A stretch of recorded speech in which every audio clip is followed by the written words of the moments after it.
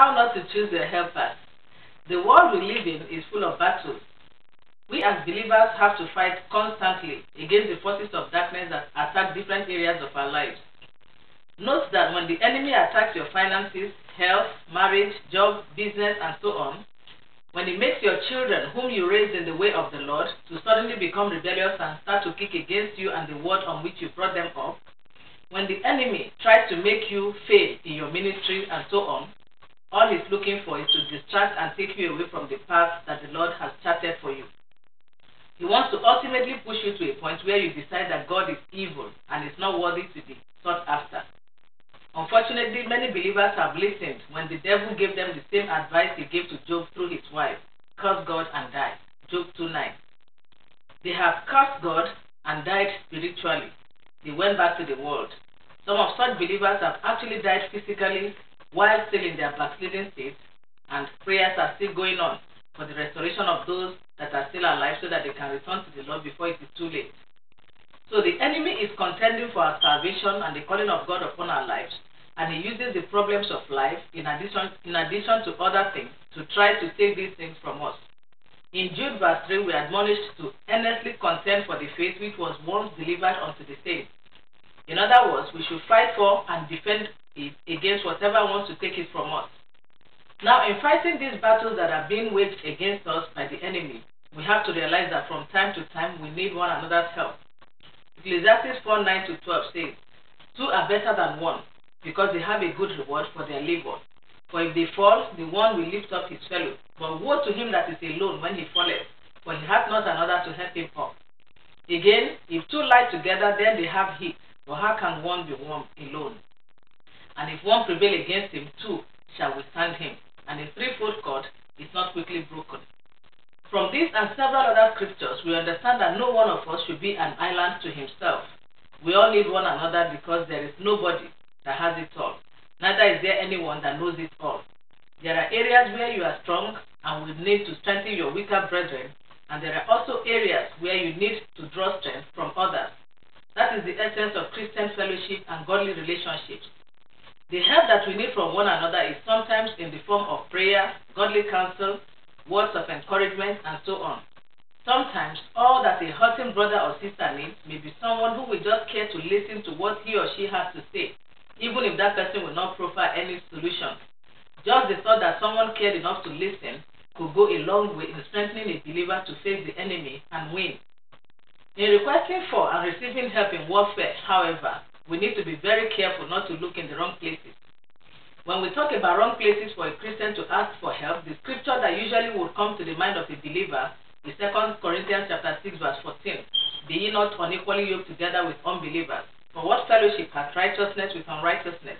And what communion hath light with darkness?" So it is very clear that we are not to go soliciting for the help of people who do not know God in fighting against the enemy of our soul.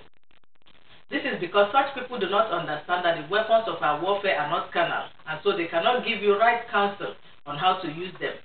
They will rather try to equip you with the weapons that they are used to fighting with.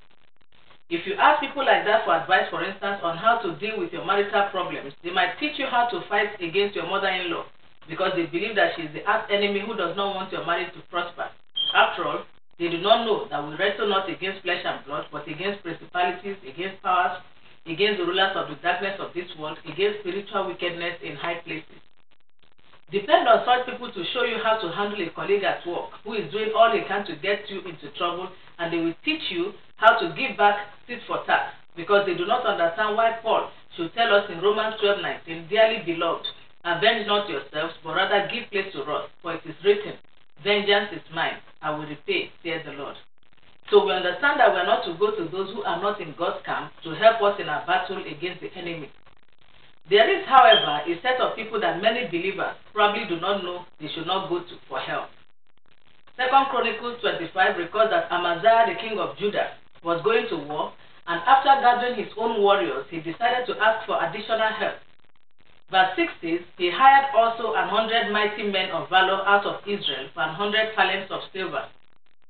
Remember that Judah was one of the tribes of Israel, and so what Amaziah actually did was to invite his brethren to help him in battle, which of course was a good thing. But look at verses 7 and 8.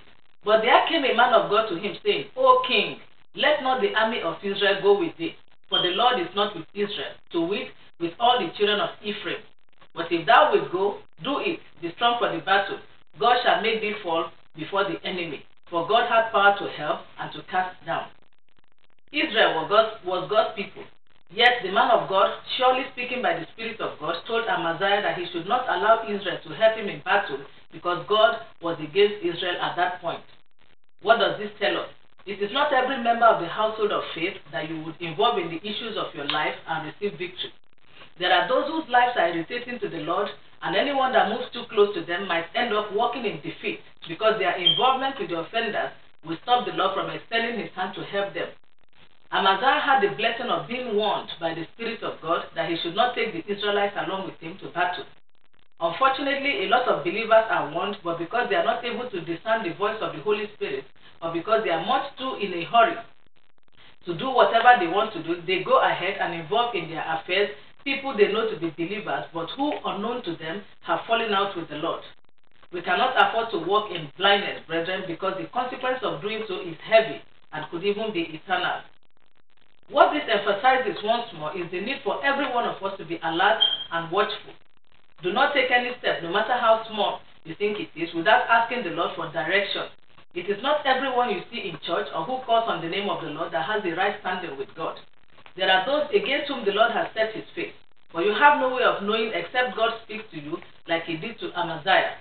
Therefore, let the Holy Spirit direct you in sharing your prayer points with or seeking counsel from believers around you, because he is the only one that knows those in the household of God that the Lord really respects and those that he is just tolerating. Be careful how you choose your helpers. May the Lord help us in Jesus' name.